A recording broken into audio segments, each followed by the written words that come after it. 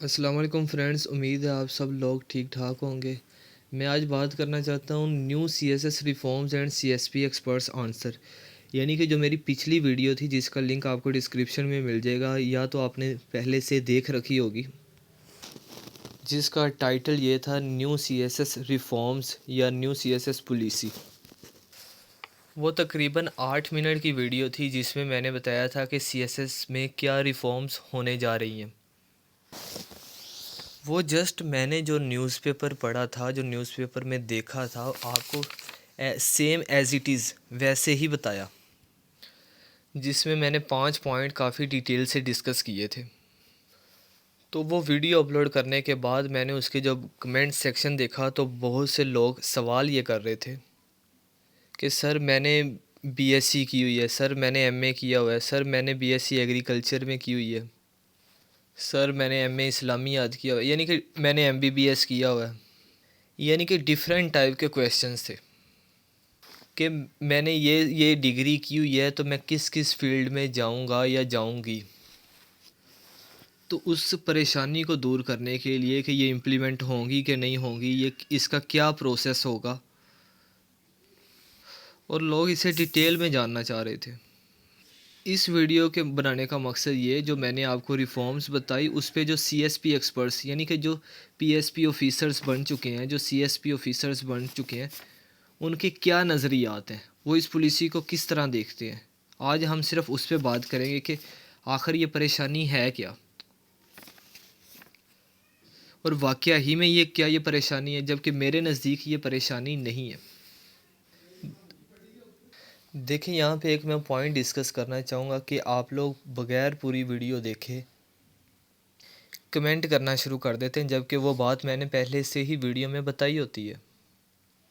तो सबसे पहले जो न्यू रिफॉर्म्स आ रही हैं, तो इसके जो मैंने 5 पॉइंट्स डिस्कस किए थे, उन्हें सीएसपी एक्सपर्ट से पूछा गया तो उन्होंने क्या क्या आंसर दिए वो जानते हैं। देखिए, आप पूरी वीडियो देखेंगे तो फिर ही आपको चीज़ों की समझ आएगी। जो पहली वीडियो में डिस्कस किया था वो जस्ट अखबार से, जैसे ही न्यूज़पेपर से जो भी मैंने पढ़ा था वही डिस्कस किया। आज इसका एनालिसिस देखते हैं, एनालिसिस पूरा देखें फिर कमेंट करें। तो जो मैंने आपको सबसे पहला पॉइंट बताया था कि सीएसएस का नाम सीएसएस चेंज करके सीएसपी रखा जाएगा, जो कैबिनेट कमेटी ने कहा था। तो देखें, सीएसएस का नाम सीएसपी रखने का कोई भी फ़ायदा नहीं है, यानी कि जस्ट नेम चेंज किया जा रहा था। कैबिनेट कमेटी क्यों चेंज किया जा रहा है, इसके पीछे कोई लॉजिकल रीज़न नहीं है, ना ही कोई और वजह इसके पीछे नज़र आती है। सीएसएस का नाम सीएसपी रखने की कोई वजह नहीं है, तो सीएसएस का नाम सीएसएस ही रहता तो बेहतर था। ये सीएसपी एक्सपर्ट्स का आंसर है। और अगर सीएसपी भी रख दिया जाता है तो इसमें जो कैंडिडेट है इन पे कोई अफेक्ट नहीं पड़ता कि नाम सीएसएस हो या सीएसपी हो। कैंडिडेट को इससे कोई लेना देना नहीं, कैंडिडेट इम्तिहान तो वही है। तो इन सिंपल वर्ड्स, सीएसएस का नाम सीएसपी हो या सीएसएस हो, इम्तिहान वही रहेगा, हमें इससे कोई फ़र्क नहीं पड़ता, ना कैंडिडेट हम जैसे एस्पायरेंट को फ़र्क नहीं पड़ता। जो दूसरा पॉइंट था मैं आपको पढ़ के सुना देता हूँ, जो कि आपको नज़र आ रहा है। Creating of a separate cadre of professionals such as engineers, doctors and foreign postings and establishment of specific criteria for their promotions and postings. तो इसमें यह बताया जा रहा है कि हर एक का डिफरेंट क्राइटेरिया बनाया जाएगा, जैसे कि इंजीनियर के लिए अलहदा, डॉक्टर के लिए अलहदा, फॉरेन पोस्टिंग के लिए अलहदा। हर एक की प्रमोशन का, पोस्टिंग का स्पेसिफिक क्राइटेरिया बनाया जाएगा। तो मेरे ख्याल से भी, और जो सीएसपी एक्सपर्ट्स हैं इन सब के ख्याल से, ये एक बहुत ही अच्छा पॉइंट है। यानी कि किसी को अपना जो कैरियर है वो स्विच नहीं करना पड़ेगा। जैसे कि डॉक्टर की मिसाल ले लें, डॉक्टर का पहले कैरियर क्या होता था, वो किसी मेडिकल यूनिवर्सिटी में दाखिला लेता था, दाखिला लेने के बाद वो डॉक्टर बन जाता था, या तो आर्मी में, नेवी में, एयरफोर्स में, या किसी हॉस्पिटल में एज अ डॉक्टर जॉब करता था। तो सीएसएस ने उसके लिए एक कैटेगरी और एक्सप्लोर कर दी है कि वो अब सीएसएस बी करके डॉक्टर बन सकता है। यानी कि उसको, उसने जो फील्ड चूज़ की हुई है उसी फील्ड में वो एज अ ऑफिसर भी रोल प्ले कर सकता है। इस तरह उसे अपना कैरियर जो उसने पीछे क्लासेस पढ़ी हुई हैं, अपना कैरियर दांव पे नहीं लगाना पड़ेगा और वो उसी फील्ड में आगे मूव ऑन करेगा। तो इस चीज़ के उससे फ़ायदा ये होगा कि उसे जो ट्रेनिंग में, उसकी प्रमोशन में, उसकी पोस्टिंग में उसे ज़्यादा से ज़्यादा फ़ायदा होगा, क्योंकि उसे जो काम करना है वो पहले वो पढ़ भी चुका है, वो थ्योरी के तौर पे सीख भी चुका है और अब वो उसी में मूव ऑन कर रहा है, उसी में उसे काम करना पड़ रहा है, एज अ ऑफिसर बन के काम कर रहा है। तो ये बहुत ही अच्छी चीज़ है। इन सिंपल वर्ड्स के उसका कैरियर दांव पे नहीं लगेगा। हम प्रीवियस देखें तो कई कैंडिडेट अपना जब कैरियर दांव पे लगाते हैं, जैसे जब सीएसएस करते हैं, यानी कि जब वो सीएसएस करते हैं उसे नई बुक्स पढ़नी पड़ती है जो कि उसकी फील्ड से रिलेटेड नहीं होती थी या काफ़ी डिफरेंस आता था उसके में। तो अब ऐसा बिल्कुल भी नहीं होगा। तो ये एक बहुत ही अच्छा पॉइंट है मेरे लिहाज से। पॉइंट नंबर 3 डिस्कस करते हैं, जिसमें लिखा हुआ formation of 4 career streams: administrative, economic, social and technical, and merging of existing 12 occupational groups into these streams. देखें, इस पॉइंट को ध्यान से समझें कि ग्रुप वही 12 ही रहेंगे, लेकिन उन 12 ग्रुप्स को 4 ग्रुप्स में मर्ज कर दिया गया। यानी कि जो 12 ग्रुप हैं, जो बेसिक ग्रुप है ना, वो इन 4 ग्रुप की शाखें बना दी गई हैं, वो इनके सब ग्रुप्स बना दिए गए। ये इनके मेन 4 कर दिए गए, उनके आगे 12 ही होंगे। इन सिंपल वर्ड्स के मिसाल के तौर पे एडमिनिस्ट्रेटिव है, इसके नीचे 3 सब ग्रुप होंगे। इकोनॉमिक है, इसके नीचे 3 सब ग्रुप होंगे। सोशल है, इसके नीचे 3 सब ग्रुप होंगे। ग्रुप 12 ही रहेंगे, लेकिन जो बेसिक है वो 4 होंगे, जस्ट मर्ज किया गया। तो इसको अगर हम ये कहें कि right person for the right job, तो इसमें किसी तरह की कोई कबाहत नहीं होगी। इसमें जो पॉइंट सीखने वाला है, जो आपके समझने वाला है, वो पॉइंट ये है कि पहले ये ट्रेंड होता था कि भाई जिनके हाईएस्ट मार्क्स आते थे वही पीएसपी, एफएसपी या पीएएस, यानी कि Pakistan administrative service, Pakistan police service या फॉरेन सर्विस में जा सकते थे। यानी कि जिनके हाईएस्ट मार्क्स आते थे वही जा सकते थे। अब ये ट्रेंड ख़त्म हो जाएगा, क्योंकि जिसकी जो डिग्री है वो उसी हिसाब से जाएगा। यानी कि किसी को भी जॉब करते हुए जहन में ये नहीं आएगा कि ये जो दूसरे ग्रुप वाला है ये मुझसे बेहतर है या मुझसे डाउन है, कि भाई इसकी जो लोकेशन है, जो इसकी पोस्टिंग हुई है वो मुझसे बेहतर है। हालांकि है सबका 17 ग्रेड है, सब इक्वल हैं, सब ने एक ही इम्तिहान दिया है। अब ज़्यादा नंबर आए या कम आए वो उसके उसी ग्रुप पे अफेक्ट होगा, दूसरे ग्रुप पे अफेक्ट नहीं होगा। यानी कि ज़्यादा नंबर लेने वाले ये 3 बड़ी सर्विसेज को ले जाते थे, बाकी बेचारे रेलवे में, कोई किस में, रेवेन्यू में चला जाता था। तो इस ट्रेंड को ख़त्म किया गया। तो अगर आप खुली आंखों से देखें तो आपको ये लगेगा कि वाकई ही ये एक प्लस पॉइंट है, बहुत ही अच्छा पॉइंट है। आगे, development of proper pattern or scheme presumably या competitive one for postings attachment to foreign countries of the official other than FSP officials. तो इन सिंपल वर्ड्स के हर ग्रुप का एक प्रॉपर पैटर्न या स्कीम पहले से प्री डिफाइन कर दी गई है, ताकि आपको कन्फ्यूजन ना हो, ताकि आपको मुश्किल ना हो कि मैं कौन कौन से ऑप्शनल सब्जेक्ट चूज़ करूँ। कभी आप टीचर से मशवरा ले रहे होते थे, कभी नेट से, कभी यूट्यूब से। तो अब आपको किसी का मशवरा लेने की ज़रूरत नहीं, भाई मेरी ये डिग्री है, मैंने इस ग्रुप में जाना है, तो यही आपको सब्जेक्ट पढ़ने पड़ेंगे। अगर मैंने इस ग्रुप में जाना है तो ये सब्जेक्ट पढ़ने पड़ेंगे, मैंने इस ग्रुप में जाना है तो ये वाले सब्जेक्ट पढ़ने पड़ेंगे। यानी कि जो सब्जेक्ट सिलेक्शन की कन्फ्यूजन है वो सॉल्व कर दी गई। जो हमारे पास लास्ट स्लाइड है, some changes in foreign trainings of officials, like officials should be sent for trainings via scholarship available at HEC as well as some allocation in regular budget for trainings in addition to reserve budget at relevant departments or ministries. तो अगर ये हम government के point of view से ये point देखें तो ये एक बहुत अच्छा पॉइंट है, बहुत प्लस पॉइंट है गवर्नमेंट के पॉइंट ऑफ व्यू से, कि अब जो सिविल सर्विसेज के ऑफिसर्स हैं इन्हें भी बाई ट्रेनिंग पे भेजा जाएगा, इन्हें भी बाई स्कॉलरशिप मिल सकेगी।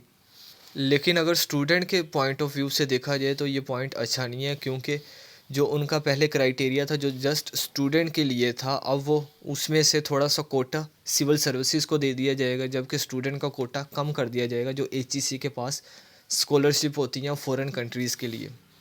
अब हम चलते हैं फाइनल एनालिसिस की तरफ। एज अ CSS एस्पायरेंट हमारा सबसे बड़ा मसला क्या है? जो CSS एस्पायरेंट का सबसे बड़ा इशू है, मसला है, वो है इंग्लिश लैंग्वेज का। तो सवाल ये पैदा होता है कि जो सबसे बड़ा इशू है इंग्लिश लैंग्वेज का, उस मसले के बारे में तो बात तक नहीं की गई। क्यों कैबिनेट कमेटी ने या इस पर खामोशी इख्तियार की? 2500 वर्ड्स का ऐसे लिखना CSS एस्पायरेंट के लिए बहुत ही मुश्किल काम है। आपने देखा होगा कि पाकिस्तान में इतने टैलेंटेड स्टूडेंट हैं, इतने टैलेंटेड एस्पायरेंट हैं, इतना क्रिटिकल थिंकिंग रखने वाले यानी कि एस्पायरेंट हैं, वो सारा कुछ होने के बावजूद, सारी काबिलियत होने के बावजूद सिर्फ एक इंग्लिश लैंग्वेज की उन्हें रिजेक्ट कर देती है एक AC बनने से। पाकिस्तान के किसी भी बंदे के पास कोई भी साइंटिफिक एविडेंस नहीं है कि जो बंदा इंग्लिश अच्छी बोलता है वो अच्छा असिस्टेंट कमिश्नर भी होगा। मेरा ये सवाल है कि कोई पंजाब के गांव से आया हुआ है या उसकी जो ड्यूटी लग जाती है पंजाब के किसी गांव में लग जाती है या सिंध में लग जाती है या KP के यानी कि ऐसे एरिया में लग जाती है जो इंग्लिश नहीं बोलते, तो क्या वो वहाँ पे जाके इंग्लिश में लेक्चर देगा? क्या उनके इंग्लिश लैंग्वेज उस लोगों के मसाइल हल करने में काम आएगी? तो उसकी जो काबिलियत है एज अ असिस्टेंट कमिश्नर, क्या वो अपनी इंग्लिश लैंग्वेज से शो करेगा कि लोगों के मसाइल हल करके शो करेगा कि भाई मेरे पास इतनी कैपेबिलिटी है, मैं आप लोगों के मसाइल को हल कर सकूं? तो मेरा ये सवाल है कि इंग्लिश लैंग्वेज बैरियर सबसे बड़ा बैरियर है CSS एस्पायरेंट के लिए, तो कैबिनेट कमेटी ने इस इशू को क्यों नहीं उठाया? दूसरा ये कि जो पाकिस्तानियों के लिए, पंजाब के लिए, सिंध के लिए, KPK के लिए, बलूचिस्तान के लिए जो उन्होंने कोटा फ़िक्स कर दिया है, जो नॉन मुस्लिम के लिए आज़ाद जम्मू कश्मीर में उन्होंने कोटा फ़िक्स किया, वो हर साल सीटें खाली जाती हैं। उन सीट्स को फ़िल करने का कोई इन्होंने एक्ट पास ही नहीं किया, यानी कि उनकी सीट्स को कैसे फ़िल किया जाए? वो हर साल सीट्स वेकेंट रहती है, एम्प्टी रहती हैं। उन सीट्स को भी तो फ़िल करना चाहिए ताकि जितने लोगों ने इम्तिहान दिया है उनमें से कुछ ना कुछ उन सीट्स पर पूरा उतरें, ताकि जो नया साल आए उनमें नए लोग आए जाए, जबकि इस साल के लोग फिर पुराने साल में जाते हैं, वो सीट्स फिर खाली जाती हैं। यानी कि पाकिस्तान का जो कोटा है जो लोगों का, ख़ास तौर पे आज़ाद जम्मू कश्मीर का या बाकी जिसमें नॉन मुस्लिम के लिए जो माइनॉरिटी कोटा, वो हर साल वेकेंट जाता है, एम्प्टी जाता है। तो उसको फुलफ़िल करने का कोई क्राइटेरिया तो नहीं बनाया, कोई एक्ट तो नहीं बनाया कैबिनेट कमेटी ने। फाइनल एनालिसिस में जो तीसरा पॉइंट है, रिटन एग्ज़ाम का जो है वो 80% एग्रीगेट है और जो ओरल है, जो इंटरव्यू है, वो सिर्फ 20% है। जो रिटन एग्ज़ाम है उसका प्रैक्टिकल जॉब के साथ किसी दूर दूर तक हमें ताल्लुक़ नज़र नहीं आता। इसका आसान का इन सिंपल वे में मैं बताता हूँ कि एक बंदा, एक कैंडिडेट है, उसने US हिस्ट्री में यानी कि अमेरिका की हिस्ट्री में 80 या 90 स्कोर किया। तो एज अ असिस्टेंट कमिश्नर जो उसने 80 या 90 स्कोर किया है, उसको क्या बेनिफिट देगा उसकी प्रैक्टिकल लाइफ में? जबकि जो दूसरी तरफ 20% देखा जाए, जिसमें साइकोलॉजिकल होता है, कमांड टास्क होता है, ग्रुप डिस्कशन होती है, इंटरव्यू होता है, इसका प्रैक्टिकल जॉब के साथ ताल्लुक़ है। यानी कि जो 20% है उसका तो प्रैक्टिकल जॉब के साथ ताल्लुक़ है, 80% का प्रैक्टिकल जॉब के साथ ताल्लुक़ ही नहीं। तो होना ये चाहिए कि जो ग्रुप डिस्कशन है, साइकोलॉजिकल है, इसके बाद इंटरव्यू है, ये तो 80% होना चाहिए था और रिटन जस्ट 20% होना चाहिए था, ताकि लोग उसको अपनी अमली ज़िंदगी में, प्रैक्टिकल लाइफ में, प्रैक्टिकल जॉब में उसको इम्प्लीमेंट कर सकें। इसके अलावा और भी CSS एस्पायरेंट के बहुत ज़्यादा इश्यूज़ हैं। कैबिनेट कमेटी को चाहिए कि उन्हें रूट लेवल तक देख के उसे सोल्व करना चाहिए, ताकि पाकिस्तान में अच्छे ब्यूरोक्रेट्स पैदा हो सकें और जो मुल्क की भाग दौड़ को अच्छी तरह चला सकें और लोगों के मसाइल को अच्छी तरह हल कर सकें। तो अब फाइनल बात की तरफ आते हैं, जो अभी CSS न्यू रिफॉर्म्स आई हैं, क्या ये इम्प्लीमेंट होंगी? ये अभी कैबिनेट कमेटी से 2 से 3 माह और देखेगी और CSS एस्पायरेंट के जो बाकी इश्यूज़ हैं उनको भी देखना चाहिए। CSS एस्पायरेंट के तमाम इश्यूज़ को मद्देनज़र रखते हुए उन्हें जो भी लेना चाहिए वो फ़ैसला लेना चाहिए। और रही बात इसके इम्प्लीमेंट होने की, तो ये 2019 में ये रिकमेंडेशन प्रेजेंट की गई थी जो कि 2021 में अप्रूव्ड की गई हैं। तो मेरे ख़्याल से और CSP एक्सपायरेंट के एनालिसिस के लिहाज से, उनके एक्सपर्ट आंसर्स के लिहाज से मैं यही कहूँगा जो CSS एस्पायरेंट तैयारी कर रहे हैं वो अपनी तैयारी जारी रखें। ये 2022 में बिल्कुल भी इम्प्लीमेंट होने वाली नहीं है। 2023 में जाके इस पे थोड़ा बहुत अमल दरामद होगा, वो भी सारी जो इन्होंने बताई हैं, क्योंकि वो CSS एस्पायरेंट के लिहाज से बिल्कुल भी कोई भी CSS एस्पायरेंट ऐसी पॉलिसीज़ पे मुतफिक नहीं होगा। इन सिंपल वर्ड्स के ये जो रिफॉर्म्स हैं इन्हें इम्प्लीमेंट होने में 2 से 3 साल लग जाएंगे। तो आप जिस तरह तैयारी कर रहे हैं उसी तरह अपनी तैयारी जारी रखें, क्योंकि 2021 का इम्तिहान, 2022 का इम्तिहान और 2023 तक, जहाँ तक मेरा ख्याल है, जैसे इम्तिहान होते रहे हैं वैसे ही होते रहेंगे। ये इम्प्लीमेंट इतनी जल्दी होने वाले नहीं, और अगर इम्प्लीमेंट होंगे तो इनमें थोड़ी सी चेंजिंग की जाएंगी जो कि CSS एस्पायरेंट के लिहाज से ठीक हों, काबिल कबूल हों। अगर आपका कोई कमेंट, कोई सवाल है तो आप कमेंट बॉक्स में मुझे कमेंट करें, मैं आपको ज़रूर आंसर करूँगा। उम्मीद है आप लोगों को ये एनालिसिस CSP एक्सपर्ट्स का और एज आ CSS एस्पायरेंट का ज़रूर पसंद आया होगा और समझ भी आया होगा। तो इस वीडियो को देखने का बहुत शुक्रिया। अल्लाह हाफिज़।